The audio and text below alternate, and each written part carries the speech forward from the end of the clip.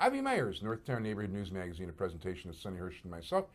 And anybody who was paying attention noticed that we did a lot of stuff on the judicial election, and we already did some analysis, and as a matter of fact, I enjoyed the analysis so much with ace judicial blogger Jack Leyhane, who actually somebody just wrote about as being the best political blogger in Chicago, and I've already said his name, so let me introduce you to. For What It's Worth is the name of his blog, Jack Leyhane. How you doing, Jack? Avi, nice to see you again. First of all, my pleasure, and thank you for coming. And I should point out that my parents are dead, so it had nothing to do with the top political blogger. It didn't come from either of them, so that's important. Get that out of the way right now. Okay. So yeah, you wanted to talk more about the numbers in the judicial race, and I guess some people have talked to me and said, you know, aren't you beating this to death? Are we getting tired of it? But I don't know. There's actually a lot to learn. Well, the question is, what can we learn from this, and in terms of going forward? I mean, what is going to help us?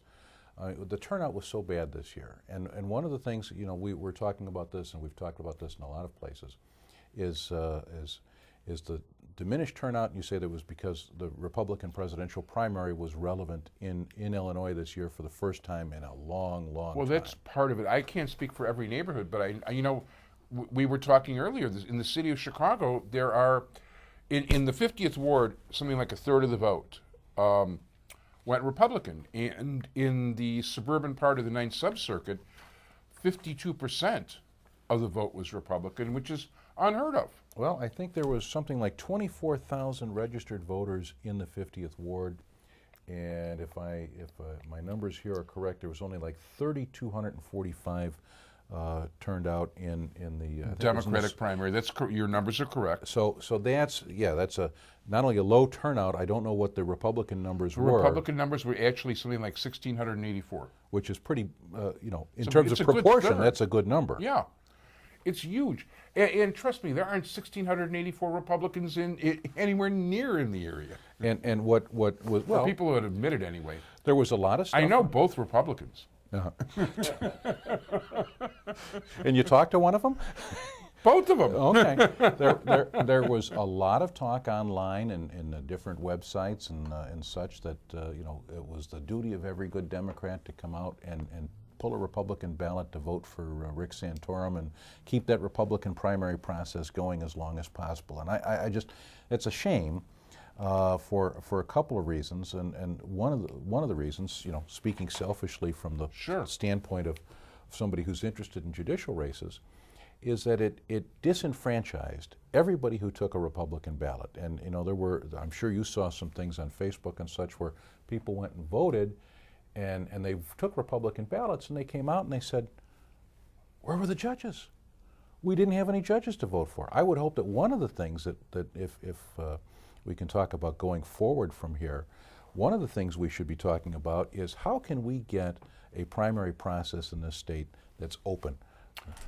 That would be. I like that a lot. That would be, you know, so that you can go in and take a Republican ballot, a Democratic ballot, an independent ballot, because I can think of very few offices that are truly nonpartisan, and judge is most of them. I mean, that's really a nonpartisan office. It ought to be one vote per race. And I think if you like the Democrat for Secretary of State and you like the Republican for Attorney General, you know, because it's not.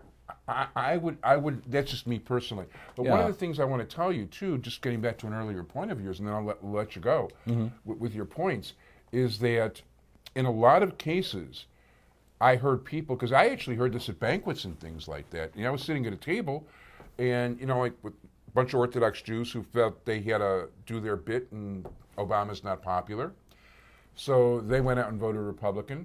And somebody would say, "What about the Jewish judges?" And or whatever, the judicial races, anything else.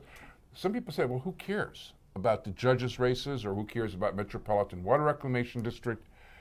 You know, when they get the $167 million a year bill, which is going to be $80 a household for Obama's new cleanup plan, they're going to care about MWRD. And they should care, too, that sometimes the best judges didn't win because they weren't voted for. Yeah, I think we did pretty well in this election. I think we were very fortunate the voters made a lot of good choices, but you're right, it's very dangerous to look these races, or look past these races, and not have a say in them. I mean, some of these, the turnouts were so bad. Slating was very important here. 5,000 total in this ward out of 24,000 voters is ridiculous, and then a third of them don't even vote for their party. Yeah, and then in terms of, slating is important and it's a good thing. It's fortunate for us that the Democratic Party took the time this year to slate decent, qualified candidates. By the way, which is very unusual, and it was a very good thing for a change.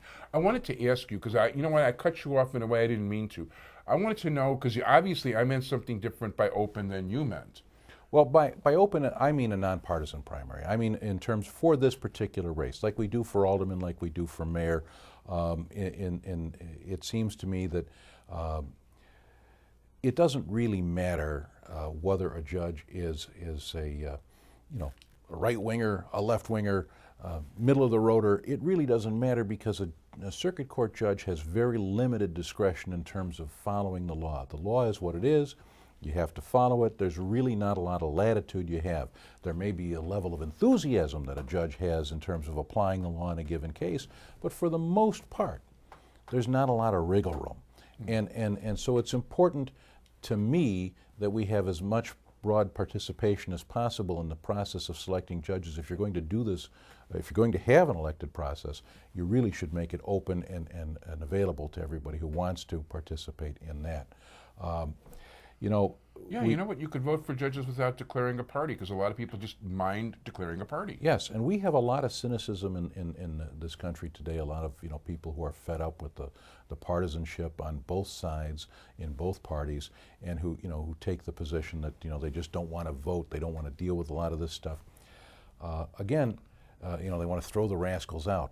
Well, judges are different, and I've said before on your show that judicial elections are different.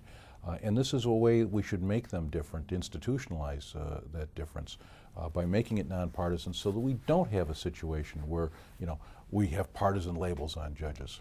I liked it. By the way, when you talk about the cynicism, there was a really good article in the Washington Post last week about how the politicians actually count on the cynics because they don't want them voting. They just want the insiders with a stake in the matter to vote. And, that's a cynical approach to a real problem, but I don't know how to address that except to say that the more participation we get, I think the better off we're all going to be. We are, and people, it doesn't cost you any money to vote. No, it doesn't. It doesn't have to probably cost you money not to vote. Well, I've heard this before. People say, "Well, I don't want to vote. They'll call me for jury duty." You go anyway. You're a citizen of this country. Yeah. You belong. This is the greatest country on earth. And to sit here and to shirk the minimal responsibility that the society asks of you by not voting, by not participating in jury duty, is really.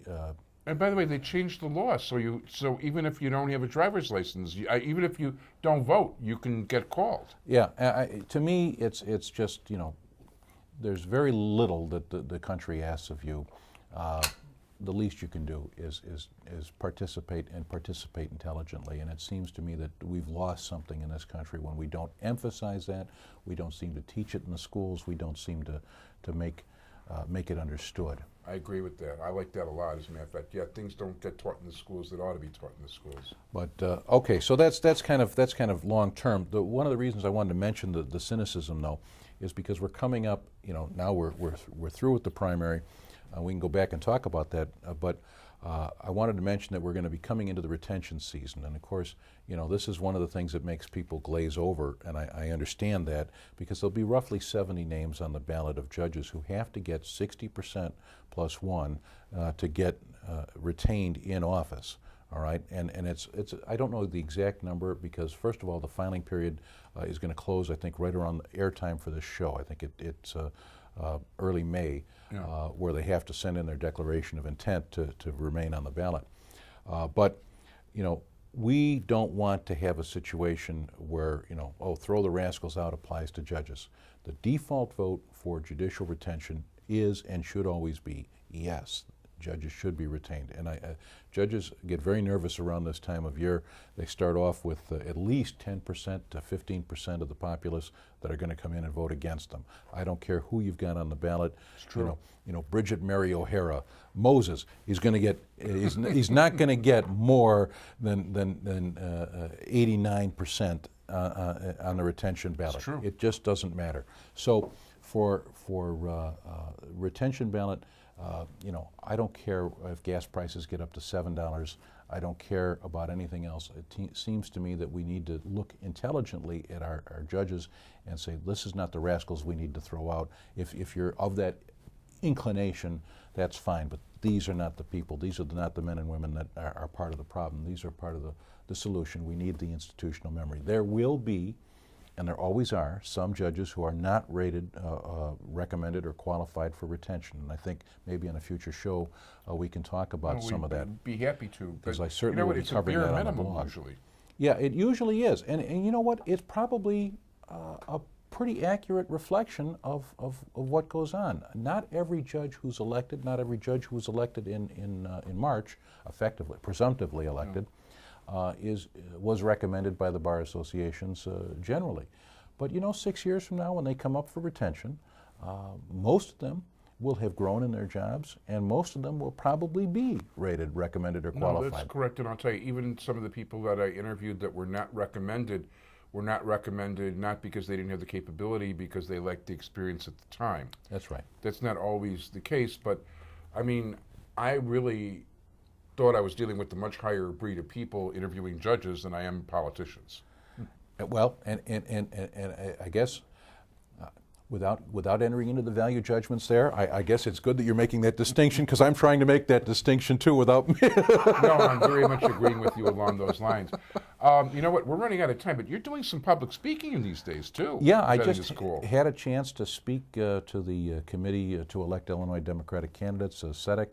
I had Senator Watkins was here earlier for the shoot, right. Or Senator-to-be Watkins, Yeah. and it was nice to meet her. She was at the presentation. I've got, by the time this airs, it won't be a secret, I found out that I'm going to get an award for the blog from the Chicago Bar Association. Oh, congratulations. Really excited about that. No, it's very cool. And so that's there's been some good things happening, and I hope we can keep this going. No, we're definitely, and you're more than welcome back on the show again. And Chicago Bar Association, thank you for recognizing him. And as Matt, it's great to work with you, Jack, because there are so few people. I mean, I'd like to think that that your efforts have really helped get more people interested. And I think it's absolutely terrific. And we're already out of time. I mean, the Marty Levinsons are going. But thank you so much, Sonny. Thank you, Jack Leyhane. And thanks for all the good analysis. Thanks for joining us, everybody. Bye.